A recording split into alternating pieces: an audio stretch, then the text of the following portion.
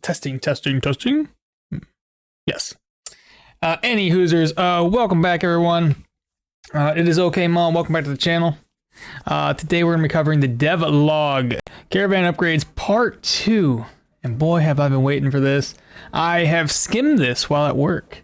And now that I'm off of work, we are going to cover it live together. I am super excited. Now, granted, this isn't the actual, like, the update or anything like that. But it is the devlog covering what is to come.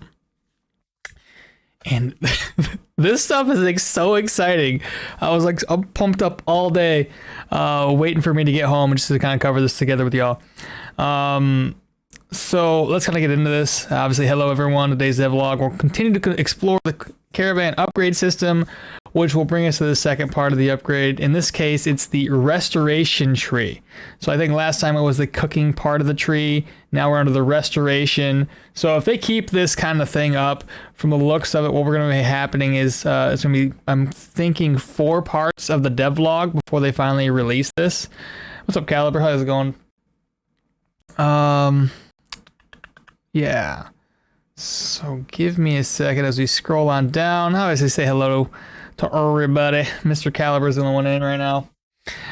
It's true to its name. The restoration path is going to be dedicated to maximizing the efficiency of resting at the caravan, and comes with 6 upgrades that are focused on either improving the quality of the character's sleep or introducing more utilities to the camp. They'll explain a little bit further once we get down here. Also, just a reminder, caravan upgrades are completely separate from the leveling system, so it's not like we have to level up and waste points. Because that'd be kind of silly, right? You level up, you either pick the caravan or you pick your skills. That'd be silly. Moving on down. So the very first thing they're going to cover is the sleeping mechanics in this game. So straw bed, that's a very basic bed, and there's nothing else added to it outside of the fact that you can rest there. You're not going to get any vigor, nothing like that. The second upgrade to that is just going to be your small tent. It's going to be requiring a canvas roll, rope, spool of thread ×2, and straw ×3. And then sleeping in the caravan will grant you more vigor, right? So like we're all used to, if you rest, you will get vigor. And then sleeping in the caravan will reduce your fatigue 100% more effectively. Okay, good deal. And it looks pretty dope, obviously. The roomy tent, however, adds even more. So the roomy tent will require a hardy tent cloth. Again, we don't know how to get none of this stuff just yet. Liar Fire, what's up, dude? This is the this update note devlog is amazing. Like the things they added in here without our knowledge, they're just like they just snuck it in. We'll get to it later, but yes. Liar Fire. At any rate, yeah. So the roomy tents, again, they haven't discussed how we get this stuff. I'm assuming we either have to make it ourselves or purchase this from vendors.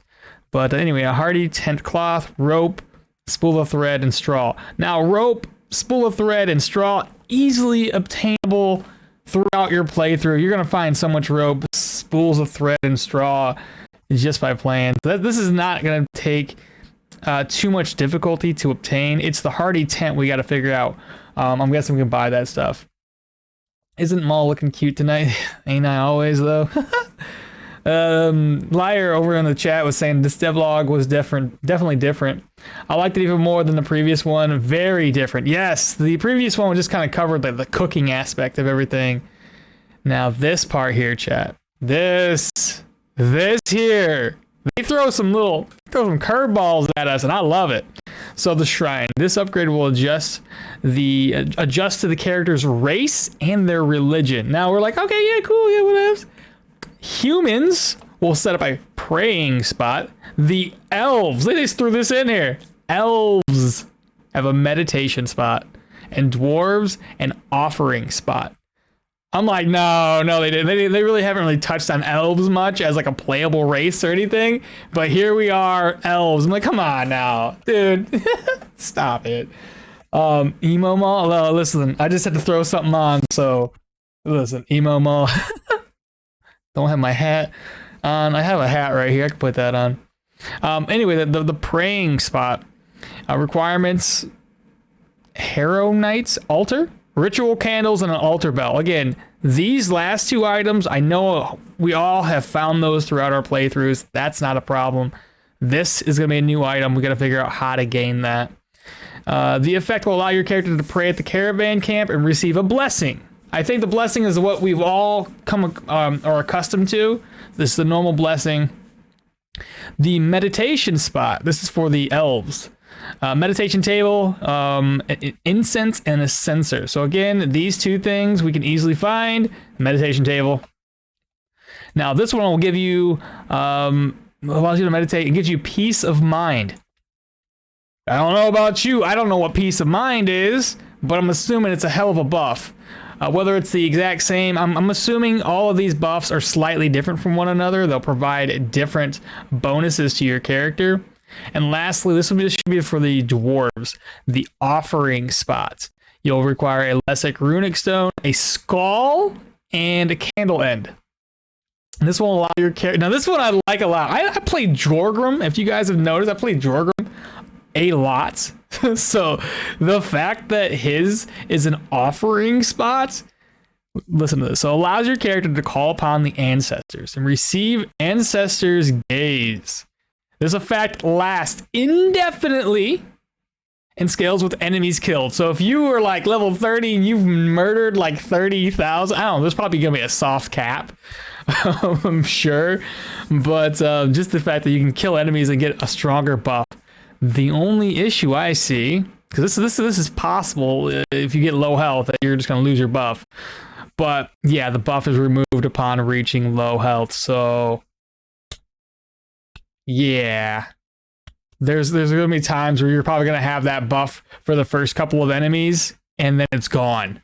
So that kind of sucks. But moving on, this is another thing I think we're all going to be glad to have, because there's certain times when you're building through your character's build, and you're just like, well, does it work? Does it, though? Does it work? This is where you get to test that out. And the coolest thing is, as you can tell, watching this little animated GIF here, you can set it up for unarmored, medium armor, light armor, heavy, or whatever the case is. But yeah, installs 2 training dummies at the caravan camp, basic and armored variants, which can be used to test your character's damage and try out new abilities. Dummies can be moved within the designated area. I'm assuming you can have up to, it says 2. I wouldn't mind having like 3 of them, because there are certain abilities that do more damage. Let's say if you do a crit, it crits in an arc, and certain abilities do damage to like everything around you. So I mean, a little bit of moving around wouldn't be too bad. Soothing incense. Now, this is the part of the thing that I have not read yet, so this is all new to me too. But soothing incense, the effect is that sleeping at the caravan will restore your psyche 100% more effectively, and then sleeping at the caravan will remove negative psyche effects and resets the progress towards them. What do you mean resets the progress towards them?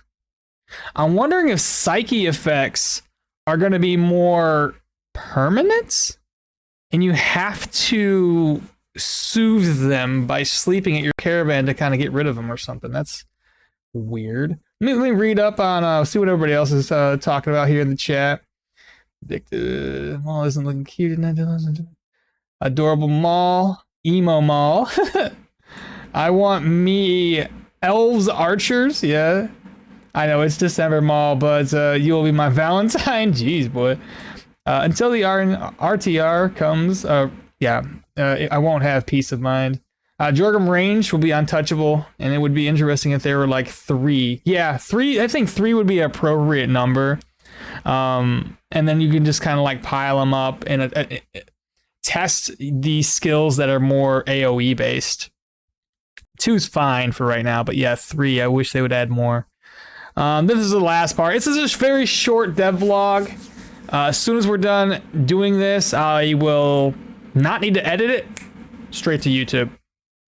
The last one's Herbal Remedies. The requirements: Apothecary Box, Mind Warts, Tine, and Burnett's. Whatever. Easy stuff except for the first one. The effect in this one is sleeping in the caravan will restore your health and body part conditions 50% more effectively. So it, you know, when I put stuff like this, it makes me think that, because, you know, typically when you rest right now, the current state of the game, you rest, everything gets healed. It's just the way it works. You rest even out in the wilderness. If you just rest without, you know, make a halt or anything else like that, you already restore all your health, your fatigue, everything kind of gets restored. Granted, morale and sanity restore at different rates. So I'm wondering if they're going to change how you rest and what gets replenished at anywhere other than, let's say, an inn or your caravan. It's just a thought. But anyway, body parts condition 50% more effectively, 100% if also unlocked the foraging supplies upgrade. Each hour of sleep at the caravan will replenish 1% immunity and 1.5%. Oh, immunity! No kidding! That's cool. I like that. I don't think immunity gets restored normally that way. That's pretty cool. 1.5 if the foraging supplies is upgrade is unlocked. And that's it for now. That's a very short update log, but that right there is exciting. I really hope that we can see this update before the end of the year. Part of me thinks that it won't happen, and the devs never go out of their way to set a date and a time. In their own words, they set a date and a time, then they're going to be constricted to try to meet that deadline. So let's let them do their thing, and when the update comes, it comes. Right? I know we're all excited. We're all kind of gung-ho about, hey, just give it to us. We want it now. It's our money, and we want it now. No. But let's just let them do their thing. I'd rather have a quality patch than have something that felt rushed and then have a bunch of people complain that it's not what they expected and it's buggy and it's this and it's that. So I'm excited. I really am excited. For all of you that are watching this on YouTube, so just leave me a comment down below what you think about this. Honestly, I think everybody's gonna have a positive outlook and perspective on the changes that are coming up. And as always, don't forget to like, comment, subscribe, and share this channel with your friends and family. I'll catch you all next time. Bye. And then I'm gonna go meow.